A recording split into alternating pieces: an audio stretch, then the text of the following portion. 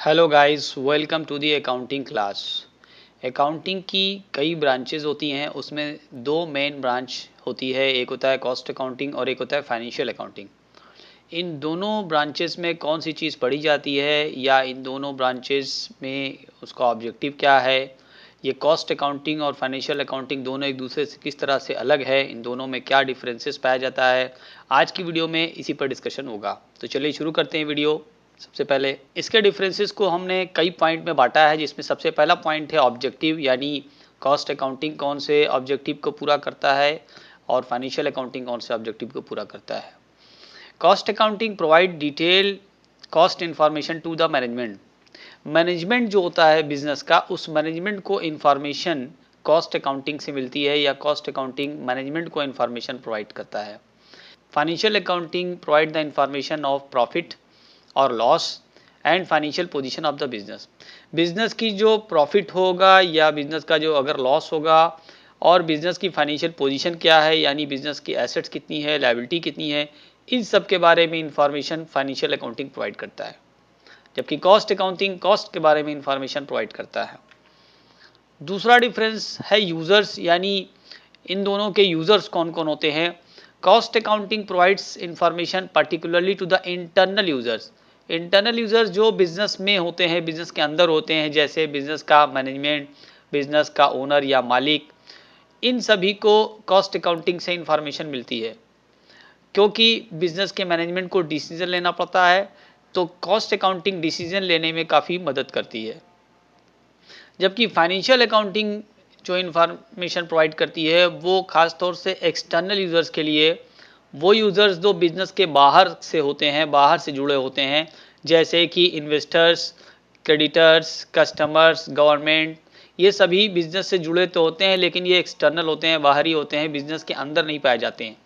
तो इन लोगों को जो इन्फॉर्मेशन प्रोवाइड की जाती है वो फाइनेंशियल अकाउंटिंग कहलाती है। केप्ट बाई, यानी दोनों तरह के अकाउंटिंग कौन बिजनेस रखता है, किस तरह का बिजनेस दोनों अकाउंटिंग को रखता है, अलग अलग अकाउंटिंग को कैसा बिजनेस रखता है। Cost accounting is kept for business engage इधर इन मैन्युफैक्चरिंग और in rendering services. Cost accounting जो होता है वो उन बिजनेस के द्वारा रखी जाती है जो कि या तो मैन्युफैक्चरिंग में इन्वॉल्व हो, प्रोडक्शन प्रोसेस में हो, प्रोडक्शन करते हो किसी चीज़ का, या वो सर्विस प्रोवाइड करते हो।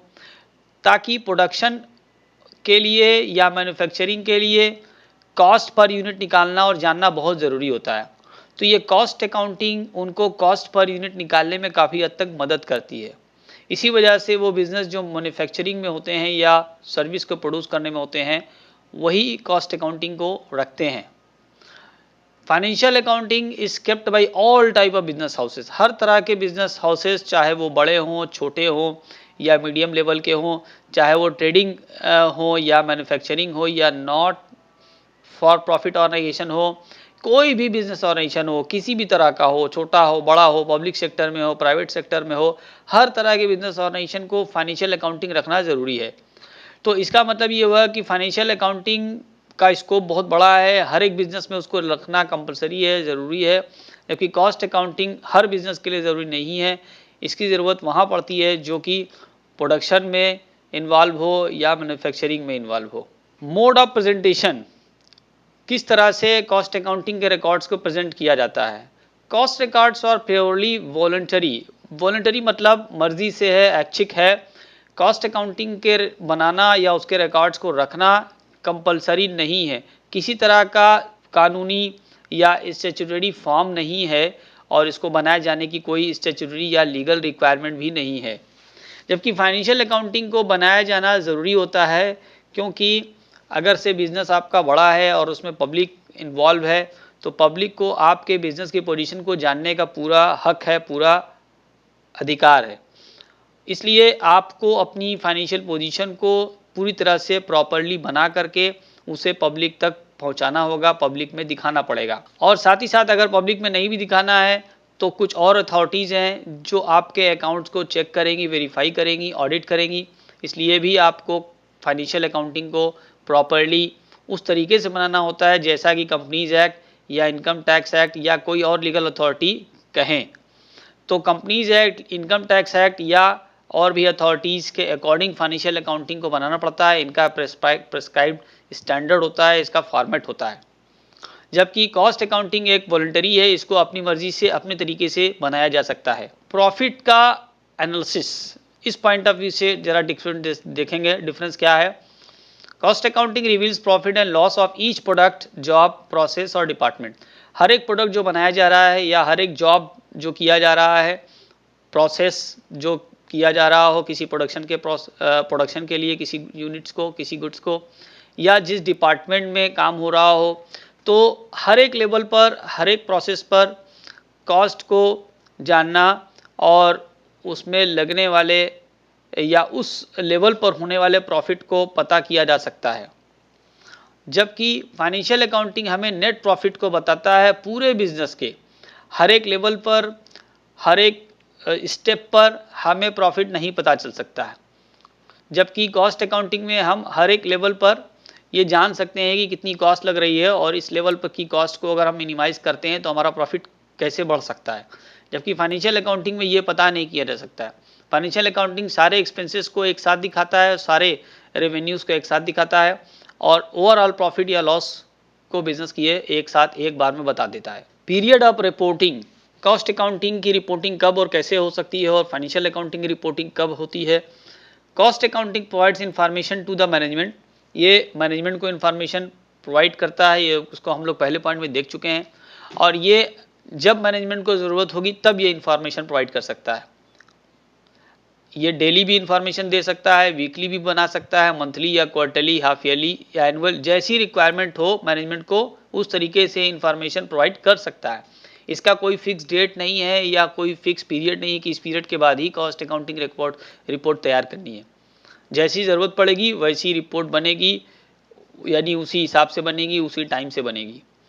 जबकि फाइनेंशियल अकाउंटिंग को हम साल के एंड में बनाते हैं, तैयार करते हैं। जैसे बैलेंस शीट हर दिन या हर हफ्ते या हर महीने नहीं बनाई जा सकती है, बैलेंस शीट को एक साल के एंड होने पर बनाते हैं। उस तरीके से नेट इनकम भी हम लोग साल के एंड में निकालते हैं।